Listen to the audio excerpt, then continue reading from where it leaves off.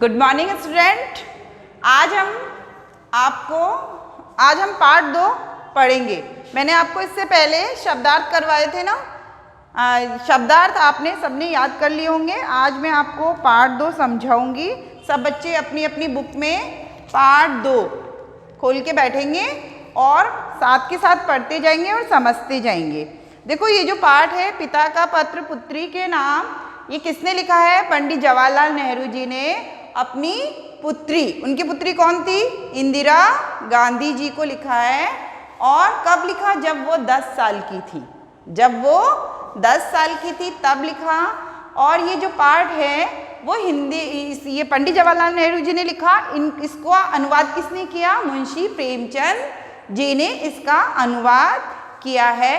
और इस पाठ में आपको भाषा के आरंभिक रूप, लिखावट और गिनती के बारे में बताया गया है कि भाषा का विकास कैसे हुआ, उसको कैसे लिखा गया। और जो गिनती आप लोग पढ़ते हो ना देवनागरी लिपि में, हिंदी में, इंग्लिश में, इन सब लिपि यानी इन सब गिनतियों का आविष्कार कैसे हुआ, कैसे ये शुरू हुई, कहाँ से शुरू हुई। ठीक है, सब अपनी अपनी बुक में देखेंगे।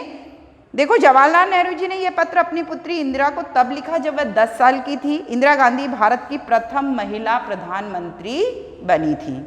उनकी माता का नाम क्या था? कमला नेहरू। हिंदी को 14 सितंबर 1949 को भारत की राजभाषा की उपाधि प्राप्त हुई। तभी से 14 सितंबर को हम हिंदी दिवस के रूप में मनाते हैं। जवाहरलाल नेहरू द्वारा इंदिरा गांधी को लिखा ये पत्र, ये मैंने आपको बता ही दिया है। देखो, इसमें जवाहरलाल नेहरू जी पत्र लिखते हुए कहते हैं, प्रिय इंदु, हमें मालूम है जानवरों की भी कुछ बोलियां होती है। तुम्हें बाज आदि जानवरों की अजीब आवाज़ें सुनाई, तुमने अजीब आवाज़ें सुनी होगी। अजीब मतलब विचित्र, जानवरों की विचित्र आवाज़ें तुमने सुनी होगी, जो डर जाने पर अपने भाई बंधुओं को किसी खतरे की खबर देने के लिए मुंह से निकालते हैं। हमें कोई खतरा होता है तो हम आवाज़ लगाते हैं नाम लेके, लेकिन जानवरों में बोलने की क्षमता नहीं होती ना, तो वो क्या करते हैं? अजीब सी आवाज़ें निकालते हैं ताकि वो दूसरों को ये बता सके कि हम पर कोई मुसीबत आई है। शायद इसी तरह आदमियों में भी भाषा की शुरुआत हुई।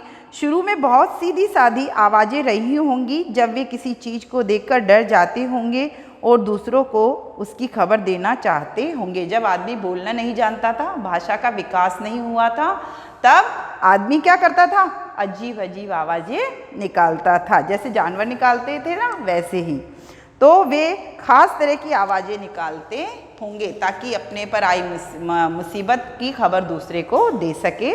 शायद इसके बाद मजदूरों की बोलियां शुरू हुई। बहुत से आदमियों को कोई चीज़ खींचते या कोई भारी बोझ उठाते नहीं देखा है।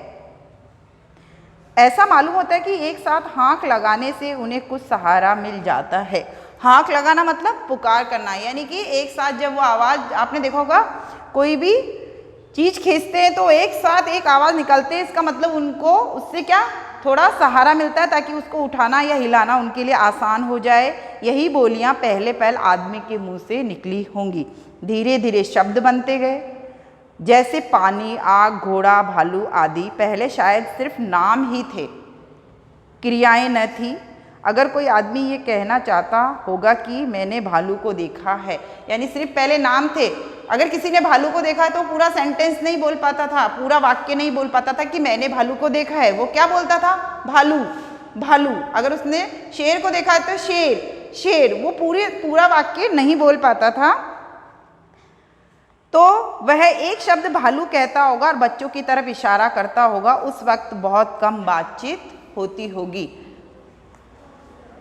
ठीक है, इसके बाद का लेसन मैं आपको नेक्स्ट वीडियो में पढ़ाऊंगी। आपको यहाँ तक इसको पढ़ना है और समझना है। ओके।